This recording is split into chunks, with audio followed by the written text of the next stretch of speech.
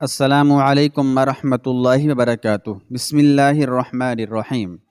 نگار خانم کے طرز عمل سے محمود بہت زیادہ اداس اور دل شکستہ ہو گیا تھا، مگر یہ اداسی اس وقت ختم ہو گئی جب والی غزنی کے جاسوسوں نے مزید اطلاعات فراہم کرتے ہوئے کہا کہ داؤد بن نصر کی فتنہ انگیز سرگرمیاں روز بروز بڑھتی جا رہی ہیں اور پنجاب کا حکمراں راجہ انند پال بھی کرامتا کی پشت پناہی کر رہا ہے۔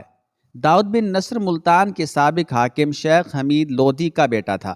شیخ حمید نے اپنی ساری زندگی امیر سبکتگین کی اطاعت اور فرما برداری میں بسر کی تھی، اس لیے اس کے انتقال کے بعد داؤد بن نصر کی حاکمیت اور بھی بڑھ گئی تھی، مگر وہ بدکار انسان اپنا عقیدہ تبدیل کر کے کرامتا کی صفوں میں جا ملا اور اپنے اقتدار کو وسیع تر کرنے کے لیے ہندوؤں سے ساز باز کرنے لگا۔ راجہ انند پال اسی موقع کی طاق میں تھا۔ اس نے داؤد بن نصر کو اپنی حمایت کا بھرپور یقین دلایا۔ نتیجتاً وہ کم ظرف، تنگ نظر اور بد عقیدہ حاکم اپنی گردن سے غزنی کے توقے غلامی کو اتارنے کی تدبیریں سوچنے لگا۔ ابھی کرمتی داؤد بن نصر اور برہمی حکمراں راجہ انند پال کا سیاسی اتحاد مضبوط بنیادوں پر قائم نہیں ہوا تھا کہ محمود ان دونوں کی حالت بے خبری میں غزنی سے کوچ کر کے درہ خیبر پہنچا اور پھر اسی راستے سے گزر کر پنجاب میں داخل ہو گیا۔ یہاں پہنچ کر سلطان محمود نے راجہ انند پال کو ایک مختصر خط لکھا: تم میرے خراج گزار بھی ہو اور سیاسی حلیف بھی، اس لیے تمہیں خبردار کرنا ضروری ہے کہ میں داؤد بن نصر کی سرکوبی کے لیے ملتان کی طرف جا رہا ہوں۔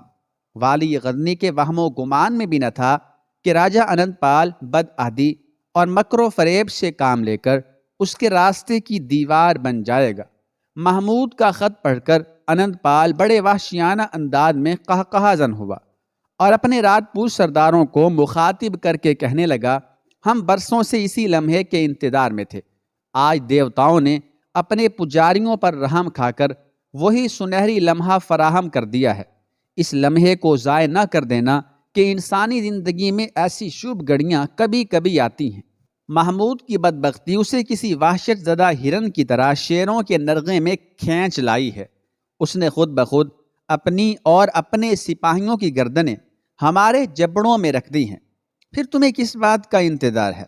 بلا پس و پیش ان وحشیوں کی ہڈیاں چبا ڈالو جن کے ناپاک ہاتھوں نے تمہارے دیوتاؤں کے مقدس بتوں کو توڑا ہے۔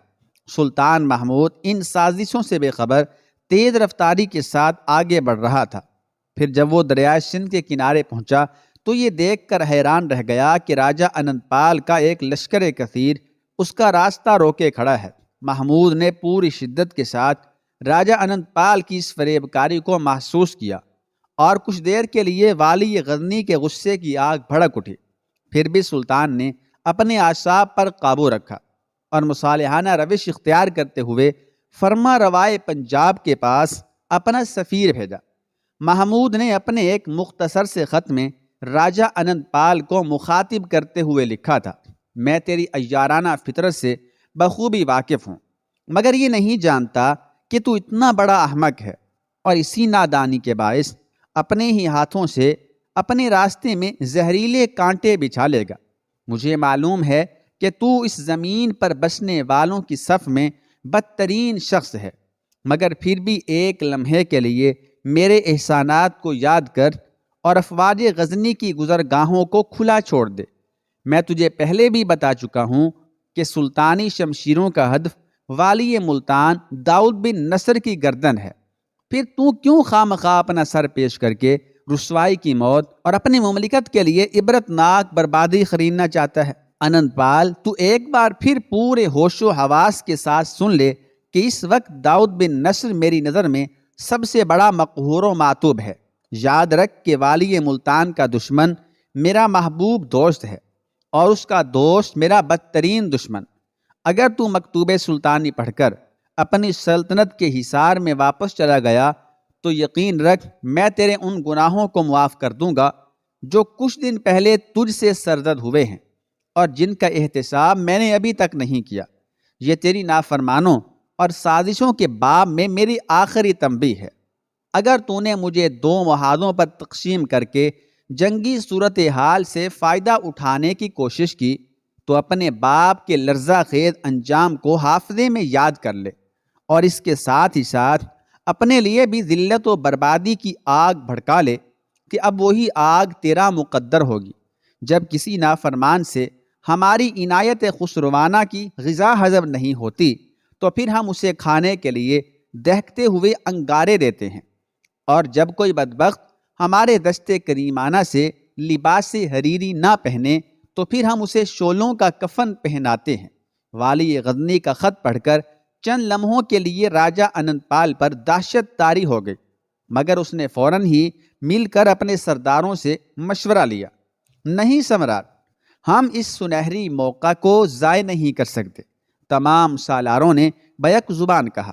راجہ بجے راؤ کے وقت میں بھی ہمارے سپاہیوں نے سست روی کا مظاہرہ کیا تھا۔ اگر ہم عین حالت جنگ میں سلطان کی پشت پر وار کر دیتے تو آج نتیجہ بہت مختلف ہوتا۔ اس طرح ہم اپنے ماضی کی شکست کا انتقام بھی لے لیتے اور ہندوؤں کی ایک مضبوط سلطنت بھی تباہ ہونے سے بچ جاتی۔ سپہ سالاروں کی رائے سے آگاہ ہونے کے بعد راجہ اننت پال نے اپنے مشیران سیاسی کی طرف دیکھا۔ پنجاب کے محافظ و نگہبان درست کہتے ہیں۔ مشیران سلطنت نے کچھ سوچتے ہوئے جواب دیا، سلطان غزنی کی بڑھتی ہوئی ہوش اقتدار پر جلد از جلد قابو پانا بہت ضروری ہے۔ ابھی تک محمود نے موت کا ذائقہ نہیں چکھا ہے اور وہ ہندو خون پینے کا عادی ہوتا جا رہا ہے۔ اگر یہ سلسلہ کچھ دن اور جاری رہا تو ساری ہندوستانی قوم نفسیاتی مریض بن کر رہ جائے گی، پھر اس خونخوار بھیڑیے کو لشکر کشی کی ضرورت بھی نہیں پڑے گی۔ ہندوستان کے دہشت زدہ لوگ خود ہی اپنی گردنیں کاٹ ڈالیں گے اور اپنے ہی خون کے تشت بھر بھر کر محمود کو پیش کر دیں گے۔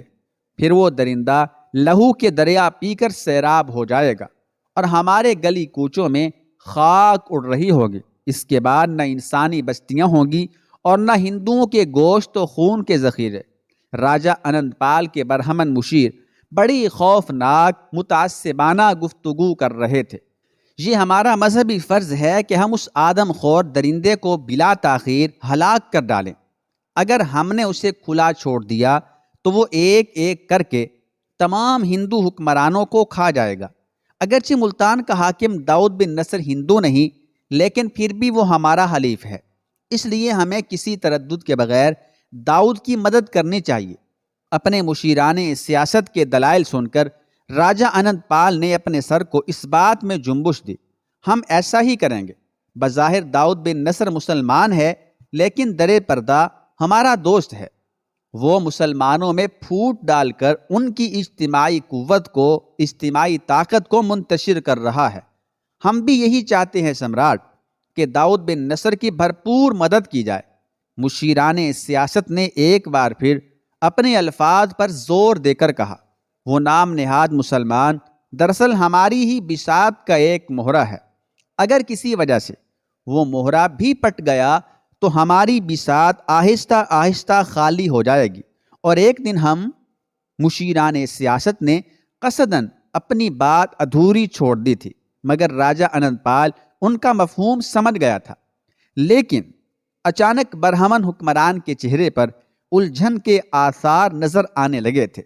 قسمت مسلسل محمود کا ساتھ دے رہی ہے، وہ ہاری ہوئی بازیاں بھی جیت جاتا ہے۔ سلطان کے خط سے ظاہر ہو رہا ہے کہ اس نے مکمل تیاری کے ساتھ ملتان کا رخ کیا ہے۔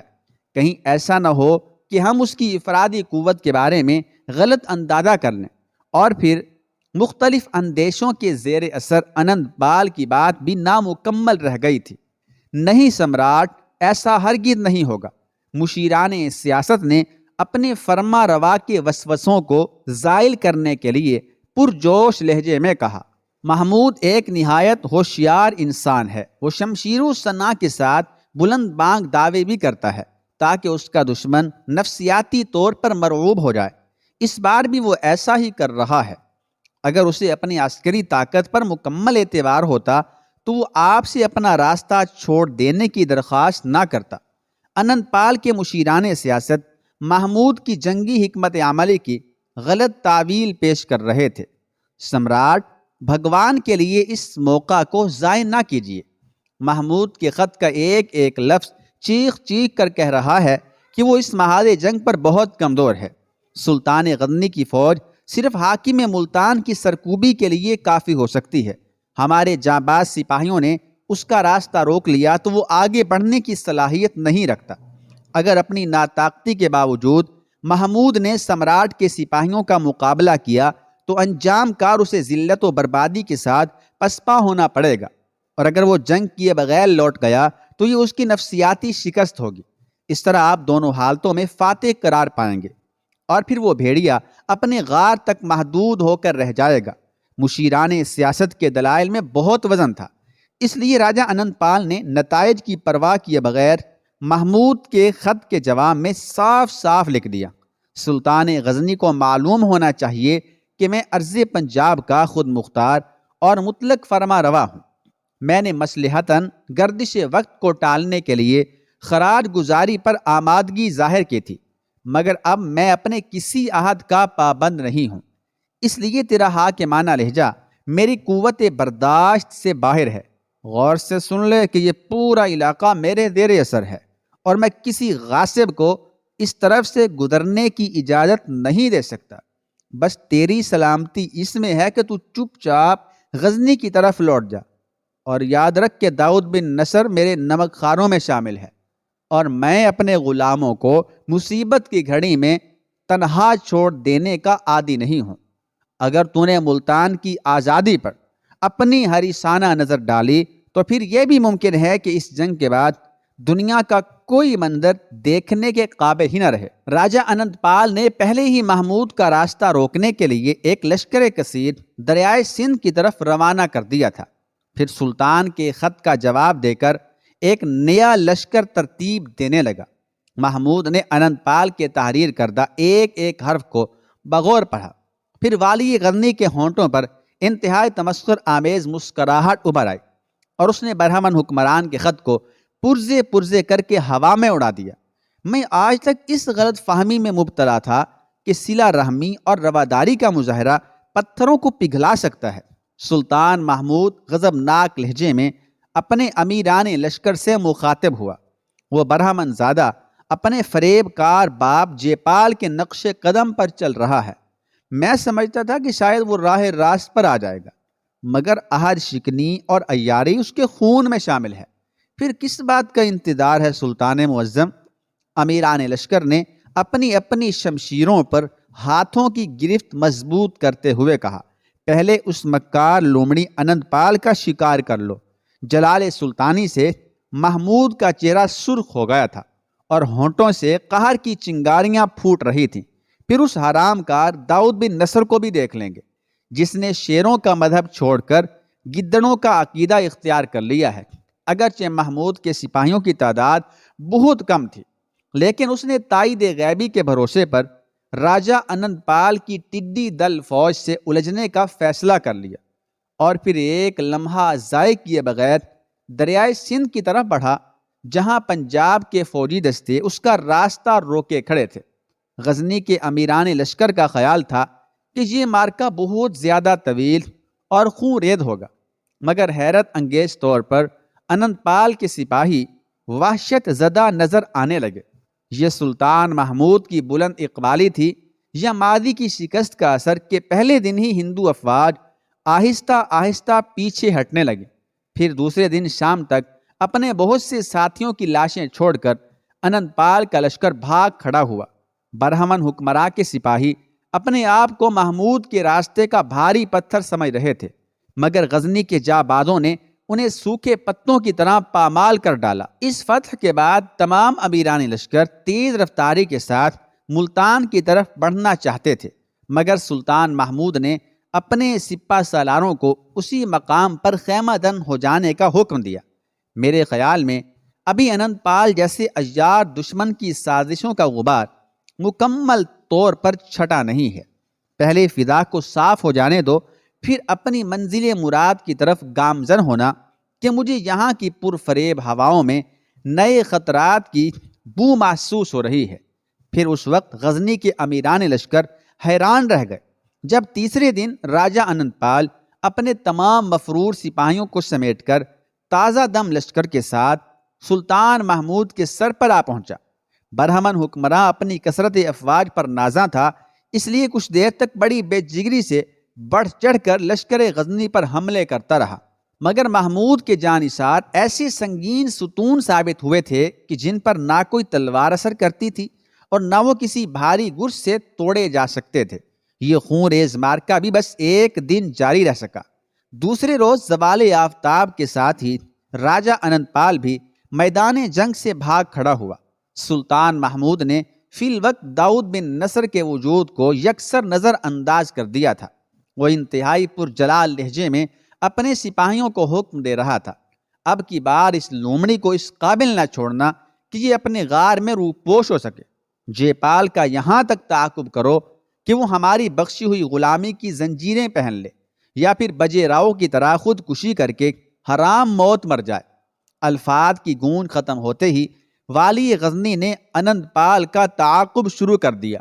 برہمن حکمراں اپنے امیران لشکر اور مشیران سیاست کو گالیاں بک رہا تھا۔ ایک بار پھر تمہارے غلط مشوروں نے میرے چہرے پر ذلت اور بربادی کی سیاہی مل دی، کالک مل دی۔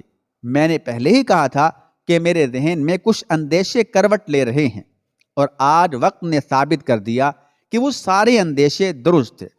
اگرچہ میرے تمام راجپوت سپاہی نسلاً شیر ہیں، لیکن پھر بھی وہ اس کمزور بھیڑیے کا مقابلہ نہیں کر سکتے۔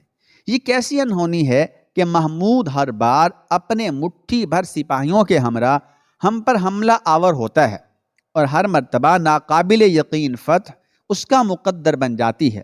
آسمان کے تمام ستارے بھی اس کی مرضی کے مطابق گردش کر رہے ہیں، اور ہمارے دیوتا بھی اسی بے دھرم کے اشاروں پر ناچ رہے ہیں۔ احساس شکست نے راجہ انند پال کو بدحواس کر دیا تھا، اور وہ ہذیان بکتا ہوا آنکھیں بند کیے لاہور کی طرف بھاگا جا رہا تھا۔ سلطان محمود نے اپنے سپہ سالاروں کے مشورے کے خلاف راجہ انند پال کا تعاقب جاری رکھا۔ بعض امرائے سلطنت نے والی غزنی کو یہ مشورہ بھی دیا کہ انند پال کے مقبوضہ علاقوں کو تاخت و تاراج کر دیا جائے، مگر محمود نے اپنے مشیروں کی اس رائے سے ذرا بھی اتفاق نہیں کیا۔ فی الوقت قتل و غارت اور لوٹ مار ہمارا مقصد جنگ نہیں، ہمیں صرف انند پال اور اس کی فوجی طاقت کو منتشر کرنا ہے۔ بے قصور اور معصوم رعایا کو ہرگز نہ چھیڑنا، کہ اس طرح ہمارا دامن جاہ و جلال داغدار ہو جائے گا، اور ہم مظلوم انسانوں کے ہجوم میں ایک قاتل یا قزاق قرار پائیں گے۔ انند پال کے فوجیوں کے سوا تمہاری شمشیروں کا ہدف کوئی اور نہیں۔ آج ہندوستان کی تمام بستیاں ہماری سایہ کرم میں ہیں، مگر انند پال کے فوجیوں کے لیے کوئی امان نہیں۔ وہ جہاں ملیں انہیں بے دریغ قتل کر ڈالو۔ وہ ہمارے رحم و کرم کو کسی بھی لہجے میں پکاریں، مگر تم اپنی سماعتوں کو بند رکھنا، اور طاقتور بازوؤں کو اس وقت تک حرکت دیتے رہنا جب تک کہ ہمارا دوسرا حکم جاری نہ ہو جائے۔ غزنی کے جانباز بہت زیادہ پرجوش نظر آ رہے تھے، اور سلطان محمود اپنی شمشیر بے نیام کیے ہوئے مسلسل راجہ انند پال کے تعاقب میں آگے بڑھ رہا تھا۔ پنجاب کا حکمران سوچ رہا تھا کہ سلطان محمود طویل تعاقب کا متحمل نہ ہو سکے گا، اس لیے لاہور پہنچ کر انند پال نے سکون کی سانس لی۔ گردش وقت نے ایک بار پھر اس کے چہرے پر ذلت و رسوائی کی گہری سیاہی مل دی تھی۔ عیار فرما روا نے اپنے مشیروں اور سالاروں کو خلوت میں طلب کیا اور ان پر گالیوں کی بوچھاڑ کر دی۔ مجھے بتاؤ کہ میں تمہارے لیے کس انداز کی سزا کا انتخاب کروں؟ تمہیں ہمیشہ کے لیے حوالہ زنداں کروں، یا سر قلم کر کے تمہارے ناکارہ جسموں کو لوگوں کی عبرت کے لیے چوراہوں پر لٹکا دوں، یا پھر تمہارے چہروں کو کالا کر کے قریہ قریہ، بستی بستی اور کوچہ بہ کوچہ پھراؤں؟ آخر میں کیا کروں؟ مجھے تو تمہاری غلط مشوروں نے ہلاک کر ڈالا۔ میں اپنی رسوائی کا کس سے انتقام لوں؟ محمود سے جو میری دسترس سے بہت دور ہے، یا تم سے کہ تمہاری بزدلی نے مجھے یہ دن دکھائے ہیں، یا پھر اپنے آپ سے کہ میں دنیا کا ناکام ترین حکمران ہوں؟ راجہ انند پال کے چہرے پر اذیت و کرب کی گہری آگ بھڑک رہی تھی، جوش غضب میں منہ سے کف اڑ رہا تھا۔ سمراٹ، ہمیں ایک موقع اور دیجیے، تاکہ ہم اپنی کوتاہیوں کا ازالہ کر سکیں۔ تمام سیاسی مشیروں اور سپہ سالاروں کی گردنیں جھکی ہوئی تھیں اور وہ سب کے سب فریادی لہجے میں التجا کر رہے تھے، سلطان کے ساتھ یہ آخری معرکہ آرائی نہیں ہے۔ کچھ دن بعد وہ آدم خور ایک بار پھر ہمارے مقابل ہوگا۔ یقین کریں کہ سلطنت پنجاب کے نمک خوار بہت جلد سارے حسابات بے باک کر دیں گے۔ راجہ انند پال آخر کیا کرتا کہ وہ انتہائی حالت جبر میں سانس لے رہا تھا۔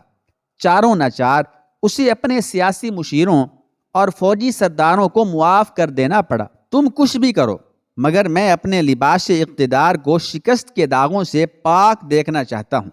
تمہارے ناقابل معافی گناہوں کا بس ایک ہی کفارہ ہے کہ تم سلطان کے سپاہیوں کو خاک و خون میں ملا دو، یا پھر انہیں زنجیریں پہنا کر اس طرح در بدر پھراؤ کہ سارا ملتان ان کی ذلت آمیز شکست کا تماشا دیکھے۔